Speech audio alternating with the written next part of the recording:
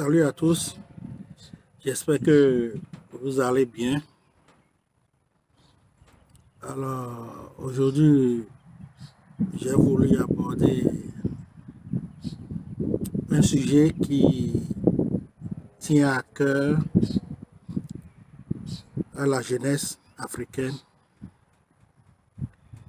Et aujourd'hui, je voudrais aborder le chômage des jeunes en Afrique, et surtout, plus précisément, en Afrique francophone. Vous savez, le chômage des jeunes en Afrique aujourd'hui est dû à plusieurs facteurs. Il faut noter parfois la mauvaise politique de nos dirigeants et aussi l'inadéquation des structures mises en place pour accompagner les jeunes dans la quête de l'emploi. Mais un facteur que je considère comme très important est aussi le système éducatif. Vous savez, le système éducatif en Afrique francophone n'est pas, je dirais, assez solide. C'est-à-dire, ce n'est pas un système qui pousse l'étudiant ou l'individu à la fin de son cursus universitaire de s'auto-promouvoir. Nous sommes dans un système où nous cherchons tous à aller travailler dans un bureau.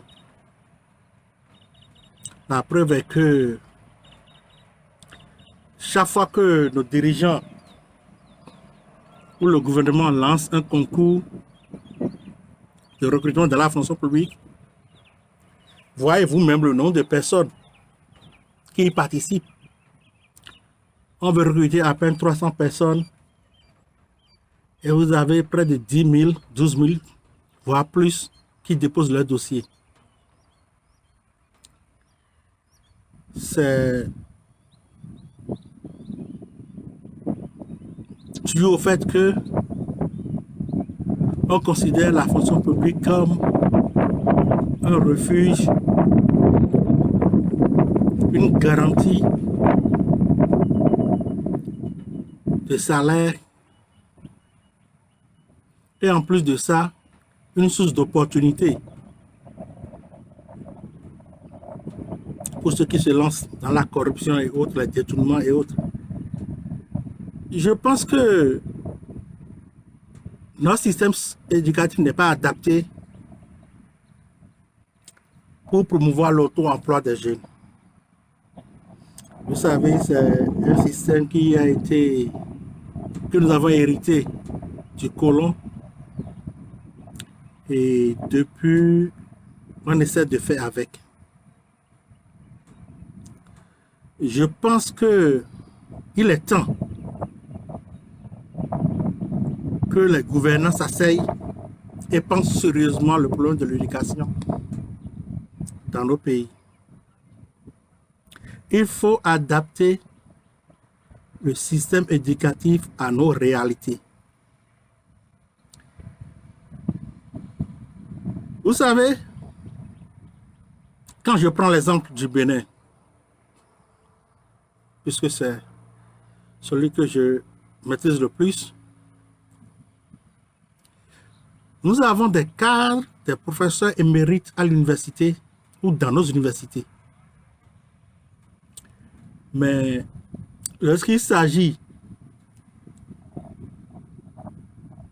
de redéfinir notre système éducatif, on fait appel à des soi-disant experts européens qui viennent avec des solutions tout crues pour les imposer. J'ai rien contre les experts européens. c'est bien s'ils apportent leur expertise, mais ils ne pourront jamais et à grand jamais apporter une solution définitive à notre système éducatif car ils ne vivent pas cette réalité. Vous savez, je demanderais plutôt à l'État de faire appel à nos psychologues, les sociologues, les historiens, qui s'asseyent et ensemble, dans un comité restreint, qu'ils fassent le boulot. Je sais que les psychologues des universités du Bénin, les sociologues, les historiens sont capables de nous asseoir pour définir un cadre dans lequel on pourra réviser notre système éducatif et permettre aux étudiants d'en profiter pleinement. Quand je dis psychologue, certains seront peut-être étonnés. Vous savez, en psychologie, il n'y a pas que la psychologie clinique. Il y a la psychologie de l'éducation. Ceux qui sont sur le campus, ceux qui font la psychologie le savent. Il y a la psychologie des organisations du travail. Et je crois que les psychologues de l'éducation, associés aux psychologues des organisations du travail, plus les sociologues et les historiens, ensemble, avec les cadres des ministères de l'éducation, pourront s'asseoir et redéfinir notre système éducatif. En plus, il y a un autre point que je voudrais souligner, c'est que l'entrepreneuriat doit être inclus dans le programme scolaire à partir du collège, c'est-à-dire en 6e. Ça doit être une matière comme toutes les autres matières, comme la mathématique, la physique. Et je dirais même que ça doit être une matière à coefficient élevé. Parce que, quelle que soit la bonne volonté de l'État, l'État ne pourra jamais et à grand jamais satisfaire tous les diplômés qui sont de nos universités publiques comme privées. C'est impossible. Le secteur privé va absorber une partie et la grande majorité qui reste sera laissée à son sort. Or, ceux-là, pour qu'ils s'en sortent, ils doivent se mettre à leur propre compte ou peut-être aller à l'extérieur, chercher des débouchés à l'extérieur ou se reconvertir dans d'autres secteurs. Je pense que le système éducatif doit permettre à l'étudiant à la fin de son cursus d'être en mesure de proposer quelque chose à la société.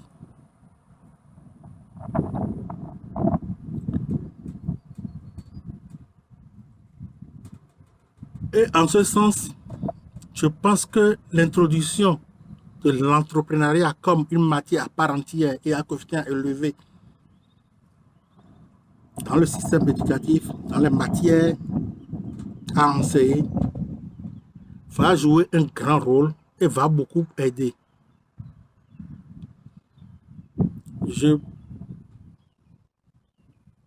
pense qu'on ne perdra rien ou que les gouvernants des pays africains ne perdront rien à faire cette expérience.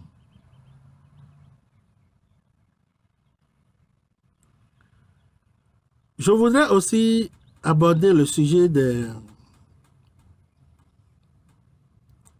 puisque c'est un tronc commun, le sujet des universités privées. Vous savez, ces universités privées qui forment des étudiants, des diplômés et qui les jettent sur les marchés publics et aussi les aides sur le marché de l'emploi, quelque part, j'ai quelques réticences. Pourquoi je dis ça? Vous allez voir des universités privées qui forment des étudiants qui ne disposent ni de bibliothèque ni de laboratoire. Comment voulez-vous que ces étudiants fassent des recherches? Toute université privée qui se veut respectable et respectée doit se doter d'une librairie et d'un laboratoire de recherche. C'est la moindre des choses. Vous avez des professeurs, et ça que sur le campus, sur nos campus et dans le secteur public, les professeurs le font. Ils publient des travaux de recherche. Mais comment se fait des gens qui sont des professeurs titulaires qui enseignent dans des universités privées pendant des années, même pas une année, ils ne produisent même pas une fiche sur un sujet donné. Ils ne produisent même pas une fiche sur un sujet donné. Alors que l'université doit se nourrir de leurs travaux de recherche pour permettre à ses étudiants d'être performants. Donc, on ne dispose pas de librairie, on ne dispose pas de laboratoire de recherche, et on veut que les étudiants s'en sortent comment? Moi, je pense qu'avant même de donner l'agrément à une université privée, l'État doit vérifier certaines choses. L'État doit vraiment vérifier certaines choses. Il n'y a pas de salle informatique, il n'y a pas de librairie, de laboratoire de recherche, ni de comité de recherche. C'est-à-dire, c'est un désordre caractérisé. Comment voulez-vous que dans ces conditions, des étudiants puissent être capables d'acquérir des connaissances qui pourront leur permettre de se lancer sur le marché de l'emploi? C'est pas possible. C'est pas possible. C'est pourquoi je disais tout à l'heure que le problème du chômage des jeunes, il y a plusieurs facteurs. Il y a plusieurs facteurs qui comptent et nos universités ont leur part, l'État a sa part de responsabilité et l'étudiant ou le jeune même a sa part de responsabilité. Vous savez, on ne peut pas aller s'asseoir sur ses lauriers. L'État a dit, j'attends l'État, j'attends les concours de l'État, et j'attends, il n'y a pas de boulot, il n'y a pas de boulot, il n'y a pas ci, il n'y a pas ça. C'est vrai que le système éducatif, pour la majorité, a servi dans des bureaux, mais avant de choisir une filière,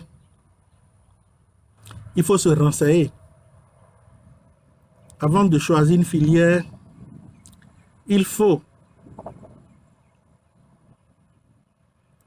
se documenter, savoir si ce que je fais dans 2, dans 3, dans 4 ans, est-ce que c'est un secteur qui promet.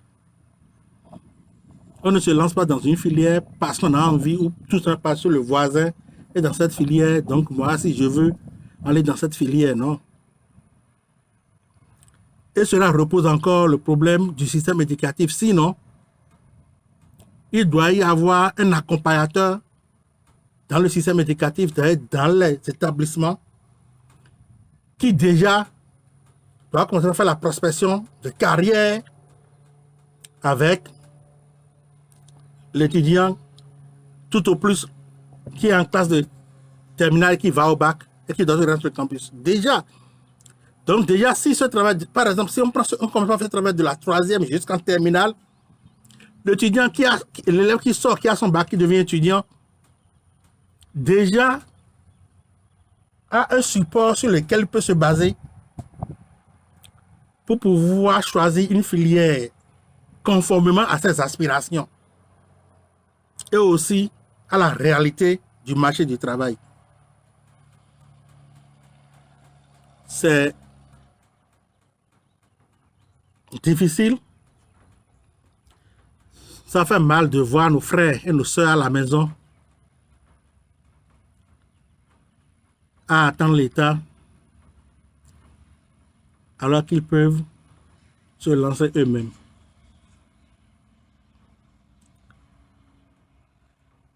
Vous savez, je ne leur jette pas la pierre, car si vous n'êtes pas formé pour, si on ne vous amène pas à pointer, à mettre du doigt sur le problème, vous n'allez pas le savoir. Donc, quelque part, ce n'est pas de leur faute, mais je dis, il est temps que la jeunesse africaine se réveille. Il est temps que la jeunesse se dise, je suis maître de mon destin. Je dois m'en sortir. L'autre problème est que en Afrique, on n'aime pas s'associer à un autre. On veut tout pour soi. Sinon,